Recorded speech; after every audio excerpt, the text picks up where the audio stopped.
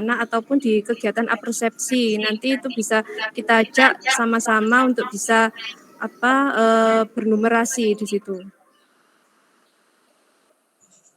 Kemudian untuk di kegiatan inti, nah di sini disajikan teks deskripsi dalam bentuk audiovisual, ini juga masuk berliterasi. Kemudian peserta didik bekerja sama menentukan informasi teks tersebut secara berkelompok. Nah di sini semua kegiatannya masuk di literasi. Disajikan teks deskripsi dalam bentuk aural, peserta didik mempresentasikan hasil identifikasi, karena literasi juga tidak hanya baca tulis, namun anak-anak bisa bercerita, bisa memahami ini bacaan, kemudian didiskusikan, itu juga salah satunya. Kemudian ini ada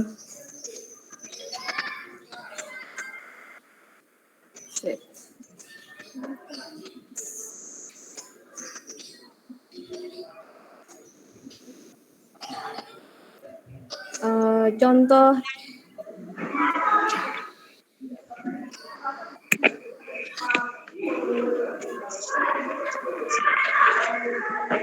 rapat pendidikan. Nah, di sini saya ambil sebuah contoh rapat pendidikan di mana yang merah-merah ini perlu ditingkatkan, yaitu ada nilai-nilainya di sini. Ini ada keterangan mahir, cakap, dasar, dan yang merah ini perlu ditingkatkan, karena kalau waktu survei karakter maupun survei lingkungan belajar, kalau menjawabnya tidak benar-benar dan tidak betul-betul, itu juga nantinya akan berpengaruh pada rapot pendidikannya.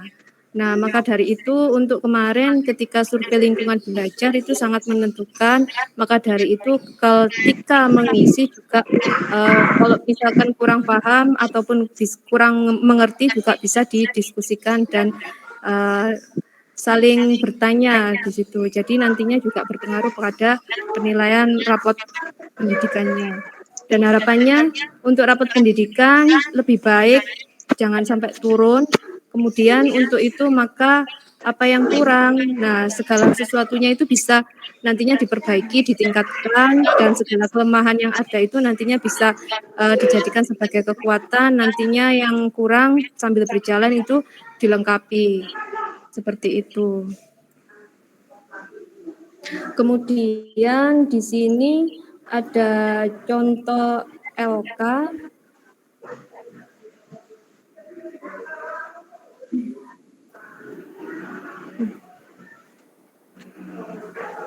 Ya, di sini LK1 membuat soal literasi berbasis PISA.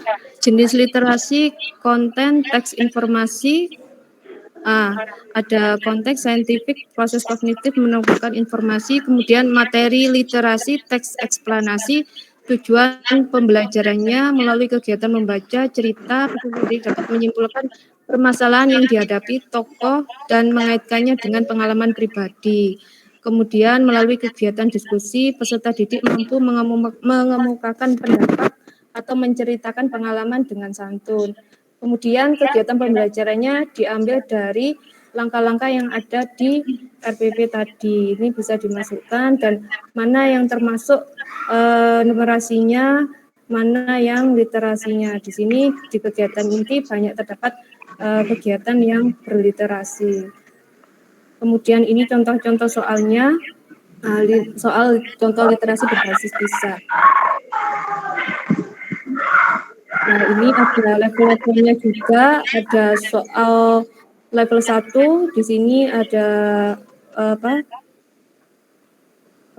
lebih dari satu jawaban, kemudian soal level 2 yaitu tentang cermati teks eksplanasi, kemudian soal level 3 yaitu mencermati kutipan pernyataan-pernyataan dalam teks tersebut. Baik, itu saja yang bisa saya sampaikan. Terima kasih.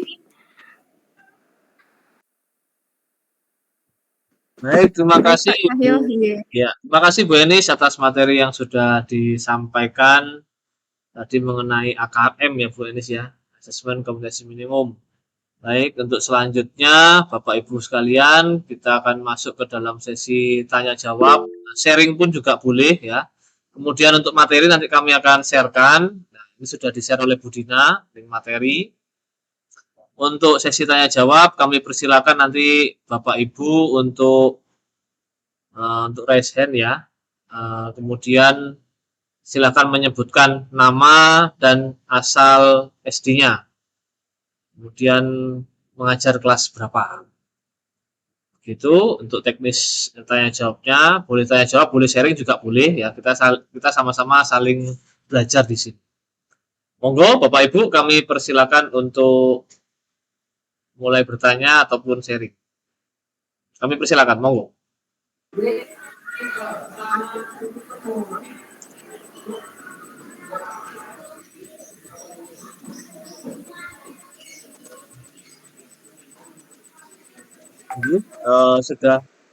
Sudah open mic ya, Bu Setiatini. Ya, terima kasih Bapak atas kesempatannya. Saya Setiatini dari SDN Gading Kasri. Begini, pertanyaan saya tujukan kepada Bu Enis ya. Tadi Bu Enis telah share tentang rapot pendidikan. Nah, biasanya pada rapot pendidikan itu kan keluar capaian bahwa perlu intervensi khusus dasar cakap mahir. Tapi setelah saya membaca rapot pendidikan, di situ keluarlah belum tersedia. Misalnya, kompetensi membaca teks informasi. Di situ nilai satuan Anda itu keluar nilainya. Namun pada capaian itu terlihat belum tersedia. Mohon penjelasannya Bu Enis. Terima kasih. Nah, terima kasih Bu Setiatini dari Gading Kasri ya Bu ya. Ya. Inggih Bapak. Nggih, adakah lagi pertanyaan? Satu lagi mungkin? Boleh langsung open mic supaya saya tahu di sini. Oh baik, belum ada yang open mic, berarti monggo Bu Enis Safati bisa mencoba untuk menjawab. Iya, baik, terima kasih Pak Cahyo kepada Ibu Setiatini. Mungkin itu karena sistem secara teknis Ibu, karena kalau sudah terdata tercantum pastinya juga bisa mengikuti. Karena misalkan pada sekolah yang memiliki guru penggerak itu pun merah. Dan nanti kalau misalkan secara sistem data itu sudah terkoneksi, kemungkinan juga nantinya akan berubah Ibu. Begitu. Itu ya Bu Enis. Terus ini kalau kami akan menganalisis rapot pendidikan ini bagaimana ya kalau ini belum tersedia sehingga kami tidak tahu itu apa kategorinya, capaiannya apa, begitu Bu Enis. Terima kasih. Oke. Ya, nanti itu Ibu, mungkin ada perubahan nanti bisa bisa keluar. Karena untuk saat ini kayak saya Bu Dina itu kan juga sebagai guru penggerak, namun di rapot pendidikannya juga masih merah Ibu, belum tercantum gitu. Iya. Mungkin nanti ada perbaikan, ada perubahan. Nggih. Nggih, terima kasih banyak Bu Enis. Nggih, terima kasih. Baik, selanjutnya kami buka pertanyaan kembali. Atau mungkin Bu Dina mau nambahkan? Pak Cahyo, ya, terima kasih waktunya. Ini pengalaman kami Bu, dulu waktu sebelum ada rapot pendidikan kan namanya rapot mutu gitu ya, yang dulu kegiatannya SPMI. Nah, dulu pengalaman kami memang tidak semua yang kita lakukan secara online itu kan berjalan lancar, berjalan mulus, pasti ada saja gitu ya. Nah dulu sudah kami sampaikan waktu itu sekolah kami mewakili ke LPMP, waktu itu narasumbernya itu berkata bahwa rapot itu bisa divalidasi. Jadi validasinya itu secara manual gitu guys. Jadi secara manual di situ ditulis di sebelahnya capaian itu kan itu memang tidak ada ini ya, tidak ada nilai gitu ya. Belum Padahal tersedia ya begitu. belum tersedia. Kalau misalkan itu nilainya kurang pun kan harusnya ada keterangan di situ. Tetapi kalau Iya. tersedia berarti itu kan ada masalahnya dengan sistemnya kayak gitu. Nah, kita menuliskan validasi apa saja dari yang kita sudah lakukan ternyata kok tidak sesuai, ini tidak sesuai, kita tuliskan di situ sebagai validasi, kemudian kita sampaikan, kita laporkan ke Bapak Ibu pengawas yang biasanya beliaunya juga diundang gitu nggih, biasanya diundang ke LPMP untuk membahas masalah yang terkait dengan sistem yang seperti itu. Dulu kalau pengalaman saya di kegiatan SPMI dulu seperti itu. Mungkin yang ini juga akan sama karena di kami juga Bu di SDN Bareng 3 itu, tetapi masalahnya kemarin kan tidak ada guru penggerak, ternyata di situ merah itu karena saya waktu lolos, dinyatakan lolos itu memang sudah melalui penilaian di itu, di rapot pendidikan sehingga tidak dapat terbaca. Nah, ini untuk kedepannya itu mungkin kami akan meminta operator untuk mengecek gitu nggih. Kemarin Bapak Kepala Sekolah juga ngendikan gitu bahwa nanti operator akan mengecek di bagian mana di Dapodik yang menyatakan di situ bahwa sekolah ini mempunyai guru penggerak gitu. Jadi saya kira itu Bu, karena memang mungkin kalau sistem ya agak sulit juga ya kita selesaikan. Jadi mungkin salah satu solusinya adalah dengan memvalidasi dan melaporkannya kepada Bapak Ibu pengawas. Saya kira itu terima Bu kasih Tini. banyak Bu Tina. Baik, terima kasih atas tambahan dari Bu Dina. Adakah lagi rekan-rekan yang ingin bertanya ataupun sharing terkait IKM dan AKM? Kami persilakan untuk langsung open mic.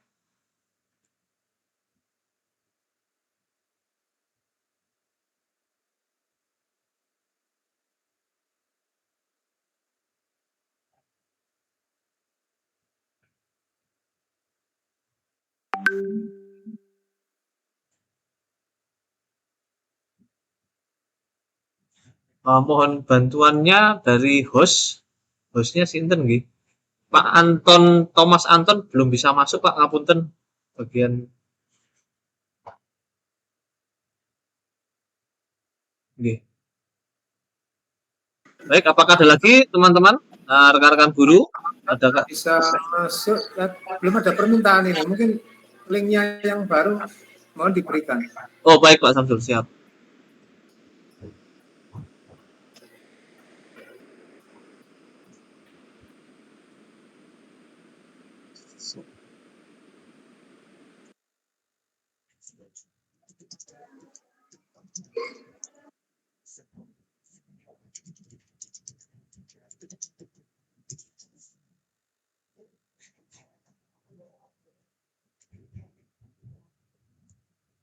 Bapak Ibu sekalian, adakah pertanyaan lagi pada dua narasumber kita, Bu Dina dan Bu Enis?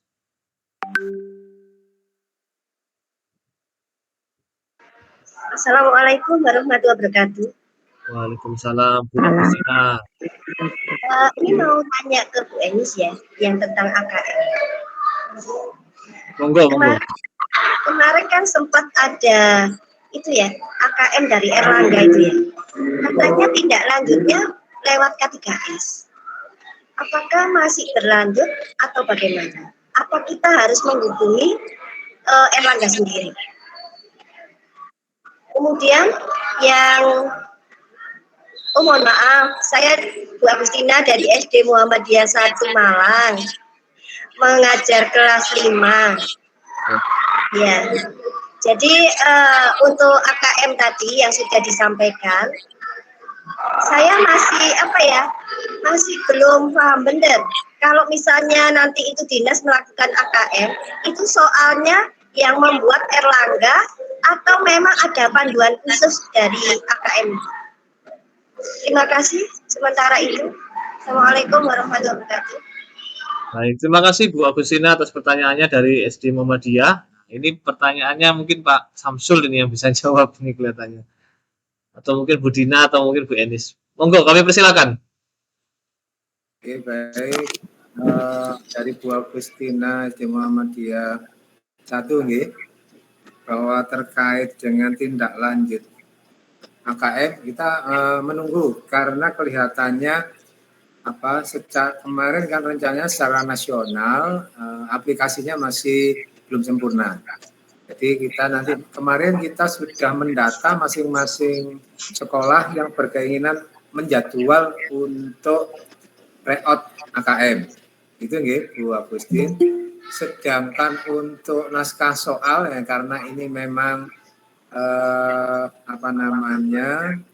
yang menyelenggarakan adalah Erlangga, itu akan disiapkan oleh Erlangga. Akan tetapi pembuatnya adalah beliau-beliau dari kementerian yang direkrut, artinya yang punya pengalaman terkait dengan soal AKM yang sering kali terlibat di dalam pembuatan naskah AKM nasional. Itu yang akan minta untuk membuat soal-soal dari tryout AKM Erlangga. Sementara itu kita tunggu kabar berikutnya nggih. Kalau seandainya kemarin kita merancang tanggal 5 September ternyata belum ada kabar, kemungkinan nanti akan di-reschedule ya Bu ya. Iya Pak, matur nuwun. Ini saya bertanya ke Bu Dina. Kalau lihat kalender pendidikan kami, itu bulan September itu sudah masuk PTS ya. Nah, apakah ada penyusunan soal untuk kurikulum merdeka kelas 1 dan kelas 4 PTS-nya? Terima kasih. Mungkin Bu Dina bisa menjelaskan. Oke, Bu Agustina,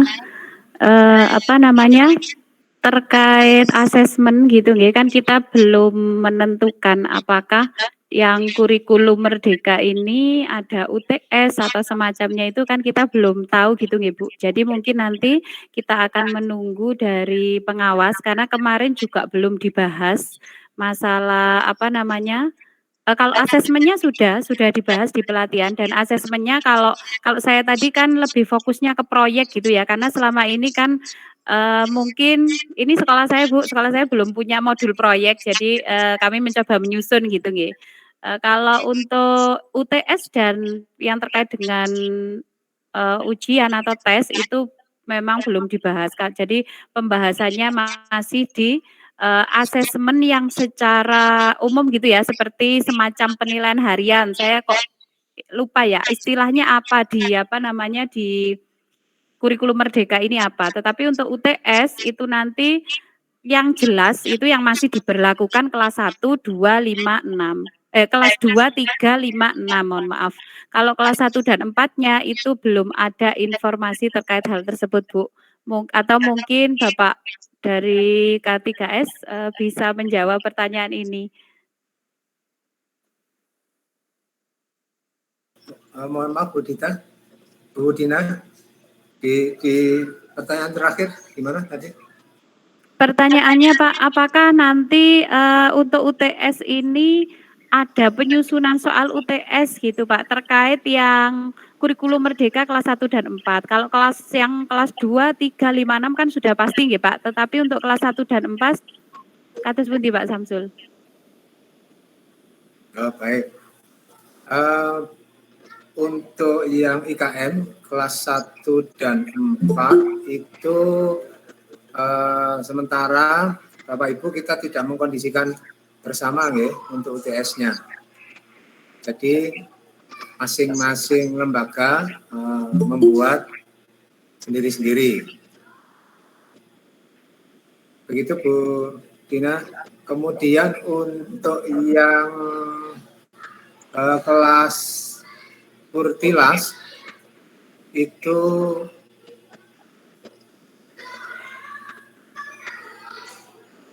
kami sarankan kemarin untuk di semester 1 ini dilaksanakan juga di masing-masing lembaga.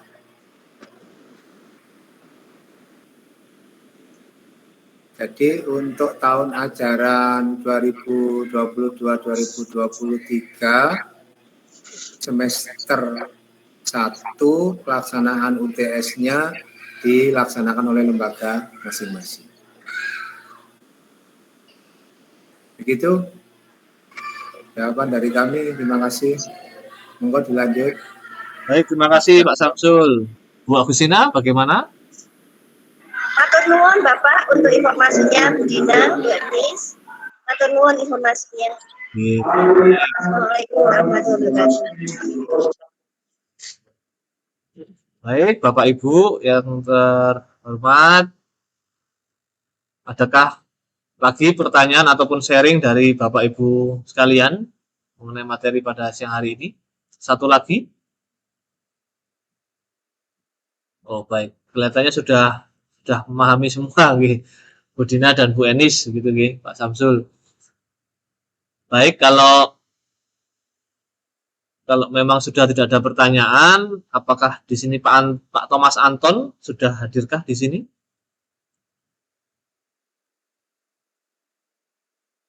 Pak Thomas Anton. Baik, apakah suara saya bisa terdengar? Oke. Baik, sudah terdengar Pak Anton. Nah, untuk baik, mohon maaf. Untuk selanjutnya ini akan dibacakan kesimpulan dari pemaparan materi dari Bu Dina dan Bu Enis yang dipandu oleh Bapak Thomas Anton. Waktu dan tempat kami silakan Pak Anton.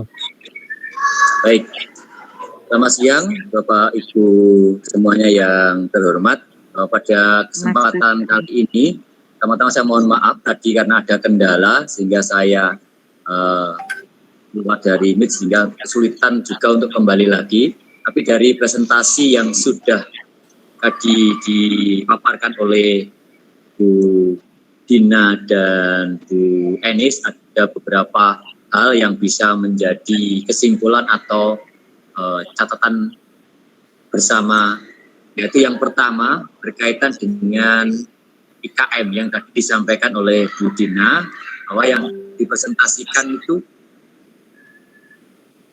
lebih fokus pada hal-hal yang selama ini mungkin belum terlalu terekspos dalam beberapa pelatihan atau workshop di IKM. Kemudian, mengapa penguatan profil pelajar Pancasila itu menjadi penekanan? Karena seperti yang sudah disampaikan tadi, ada beberapa kekhawatiran ketika ada budaya-budaya asing yang masuk. Ini perlu ditekankan kembali mengenai pendidikan karakter yang ingin dikuatkan kembali melalui penguatan profil pelajar Pancasila. Dan hal ini dihidupkan dalam diri setiap individu melalui berbagai kegiatan. Lalu bagaimana menyiapkan ekosistem sekolah? Nah, di sini untuk menyiapkan ekosistem sekolah dalam penerapan profil pelajar Pancasila ini ada 3 hal yang tadi disampaikan. Yang pertama, semua elemen di sekolah harus memiliki pikiran yang terbuka, lalu senang mempelajari hal baru, dan memiliki semangat kolaboratif. Tadi juga disampaikan berkaitan dengan bagaimana merencanakan proyek profil pelajar Pancasila. Ada beberapa hal yang sudah disampaikan. Yang pertama, merancang alokasi waktu dan dimensi, kemudian membentuk tim fasilitas proyek, identifikasi tahapan kesiapan, kemudian pemilihan tema umum, penentuan topik, dan juga merancang modul atau proyek. Nah, dalam bagaimana menyusun modul atau proyek tadi sudah disampaikan dengan cukup jelas oleh Bu Dina. Kemudian berkaitan dengan AKM yang tadi sudah disampaikan oleh Bu Enis, ada beberapa hal yang perlu kita garis bawahi dan bisa menjadi kesimpulan kita bersama, bahwa dalam kegiatan asesmen nasional ini yang dinilai adalah mutu setiap sekolah. Kegiatan asesmen ini tidak mempengaruhi kelulusan, ya, tidak mempengaruhi kelulusan, dan juga tidak menilai peserta didik yang menjadi peserta AKM itu. Yang menjadi peserta tidak semuanya, tetapi hanya beberapa siswa di kelas tertentu yang menjadi sampel atau perwakilan. Dalam kegiatan AKM ini, ya, asesmen ini ada berbagai macam bentuk soal yang tadi juga sudah disampaikan oleh Bu Enis. Tadi juga ada beberapa pertanyaan yang bisa saya catat di sini dari Bu Agustina yang sempat saya catat tadi berkaitan dengan pembuatan AKM itu apakah dari dinas atau dari Erlangga. Tadi sudah dijawab oleh Pak Samsul. Masih menunggu karena aplikasinya belum sempurna dan nanti akan disiapkan oleh Erlangga dan dibuat oleh beliau-beliau yang memiliki kemampuan dalam pembuatan naskah AKM. Lalu berkaitan dengan soal PTS tadi juga sudah mendapatkan jawaban, yaitu menunggu dari pengawas untuk kelas 1 dan kelas 4 belum ada informasi lebih lanjut. Sedangkan informasi berkaitan dengan PTS untuk kelas 1 dan 4 serta yang kurpilas diserahkan ke lembaga masing-masing. Itu mungkin Pak Cahyo dan teman-teman yang bisa saya simpulkan dari presentasi dan diskusi kita pada siang hari ini. Lagi mohon maaf karena terjadi kendala di perangkat hingga tadi tidak bisa mengikuti secara penuh. Terima kasih Pak Cahyo. Baik, terima kasih Pak Anton atas kesimpulan yang sudah disampaikan. Bapak Ibu sekalian, tibalah kita di penghujung acara. Terima kasih kami ucapkan kepada Bapak Ibu Pengawas Kecamatan Klojen, Bapak Samsul Ma'arif selaku Ketua K3S, Bapak Ibu Kepala Sekolah Kecamatan Klojen, kemudian Bapak Ibu Guru SD se-Kecamatan Klojen. Bapak Ibu, kami sampaikan kepada Bapak Ibu bahwa di kolom chat sudah kami share link daftar hadir serta link materi, bisa Bapak Ibu download, kemudian link daftar hadir mohon untuk diisi. Kemudian sebelum kita akhiri pertemuan kita pada siang hari ini, kami mohon bantuan teman-teman untuk mengaktifkan kamera. Kita akan ambil dokumentasi terlebih dahulu. Monggo rekan-rekan yang masih off cam, kami minta untuk bisa mengaktifkan kameranya. Saya pandu dari sini untuk mengambil foto.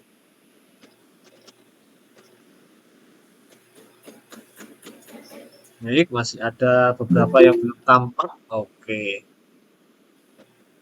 Baik, boleh berpose, boleh senyum ya. Ya, kelihatan giginya juga boleh, enggak apa-apa. Kelihatan tambah semangat. Hitungan ketiga, 1, 2, 3. Oke, sebentar. Satu lagi, Bapak Ibu. 1, 2, 3. Oke, terima kasih banyak Bapak Ibu sekalian yang bisa hadir pada kesempatan hari ini. Atas perhatian dan kerjasama Bapak Ibu semua, apabila dalam penyampaian kami ada salah kata dan kekurangan, saya selaku moderator meminta maaf yang sebesar-besarnya. Kemudian satu pantun untuk Bapak Ibu sekalian sudah saya siapkan ya.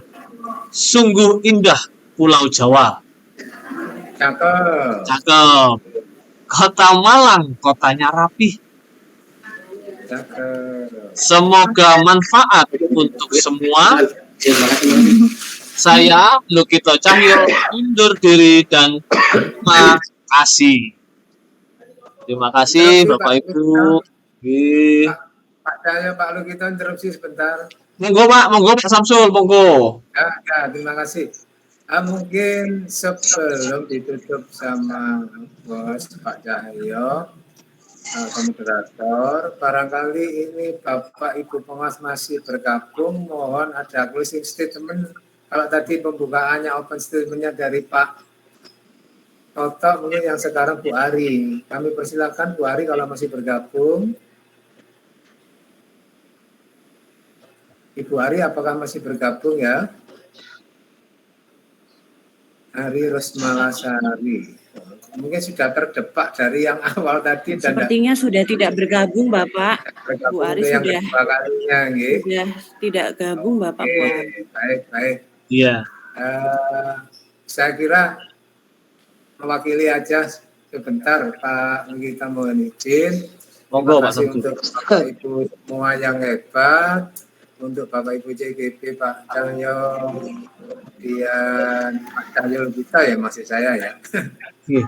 Kemudian Bu Dina, Bu Eni, kemudian Pak Thomas, sukses selalu dan luar biasa. Nah, kita bisa mengembangkan lagi dan mudah-mudahan ke depan ini yang dalam waktu dekat barangkali ada program CSR dari Bank Mandiri itu mungkin nanti terkait dengan IKM ya, yang mudah-mudahan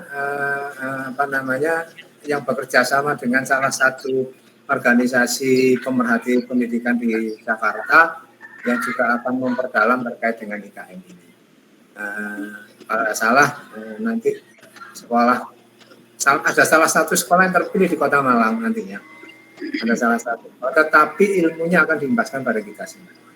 Jadi, saya kira itu dan hebat luar biasa Bapak Ibu. Tadi sudah ada sesi foto ya, kita berikan aplaus dulu semuanya, bisa terlihat tepuk tangannya. Ya, terima kasih. Sekian dari saya, Pak Nikita mohon dilanjutkan. Assalamualaikum warahmatullahi wabarakatuh. Waalaikumsalam warahmatullahi wabarakatuh.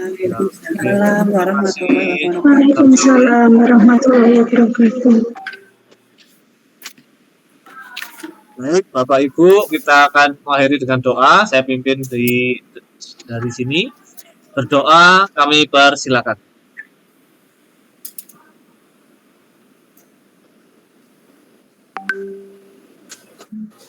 Selesai. Selamat siang, selamat beraktivitas. Salam sehat selalu untuk kita semua. Amin. Ya, terima kasih Bapak. Info terbaru dari Erlangga itu sedang dalam proses pendataan yang kemarin ya. Jadi tadi langsung saya tanyakan, apakah dalam waktu dekat anak-anak bisa melaksanakan reorganisasi. Ya, siap Pak, terima kasih Pak. Iya, Madam Bun. Pak, Mohon izin pamit, Les. Oke, pamit dulu, mohon izin. izin pamit, matur nuwun semuanya. Izin pamit ya Bapak, matur nuwun Bapak Ibu, mohon pamit.